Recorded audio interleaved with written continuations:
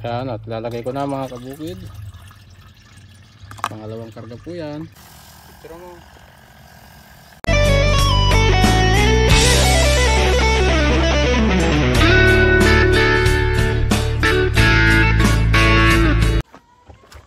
Magandang umaga sa inyong lahat mga Kabukid TV. At mag-spray po ako ng pamatay damo, Glopo Z herbicide. At bibigyan ko po kayo ng mga update dyan mga kabukid kung ano po yung magiging resulta nitong spray ko na Glopo Z herbicide. At kahit hindi na po haluan niya ng kahit anong pamatay damo mga kabukid. At ang aking gamit ay chargeable 16 liters. At may katabi po kasing punla, kaya kailangan po natin ng chargeable.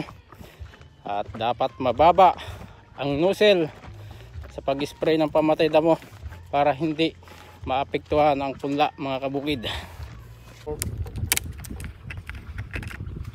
Kailangan bubuksan natin. Save mo muna kung lason kay Sir Mail glyphosate.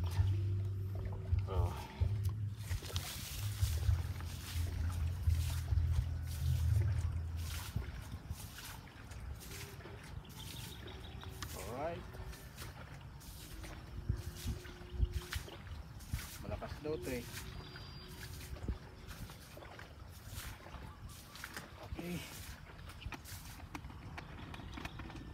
Sip mo na lang.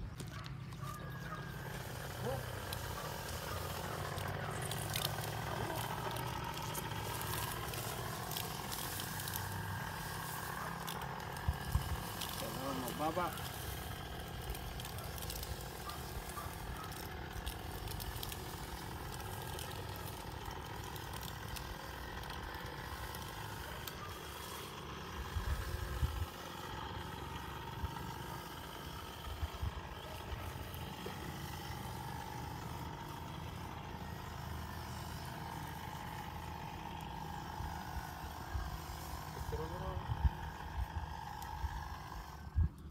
Save mo na? Dito ko. Picture mo.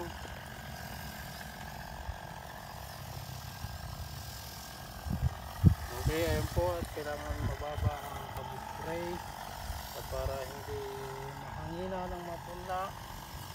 At chargeable po yung aking gamit. At meron po tayong katabing punla. Ito po ay Glopo Z na kinuha kay Sir Mel. 16 liters po yung aking gamit, chargeable, pamatay damo.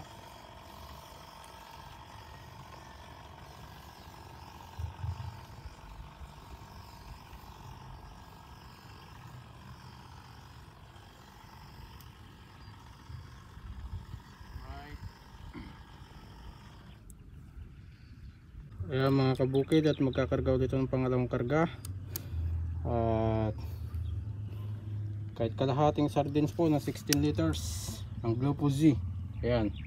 Ayan, at lalagay ko na mga kabukid. Pangalawang karga po yan.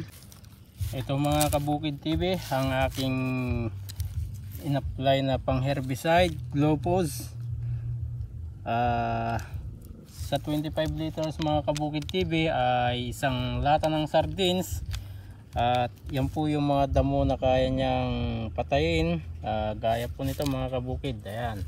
At bibigyan ko kayo ng update ang magiging resulta dito sa Glopo Z. Glopus. Ayan. 25 liters, isang lata ng sardines. Ang gamit ko po ay 16 liters na chargeable. Ginawa ko na pong isang latang sardines ang nilagay ko sa 16 liters. Mamayang hapon naman ay mag-apply ako ng fungicide. At ito nga po yung Gripon. At pang 16 days na po ngayon. Ang lalagay ko po sa 16 liters na chargeable ay 30 ml mga kabukid.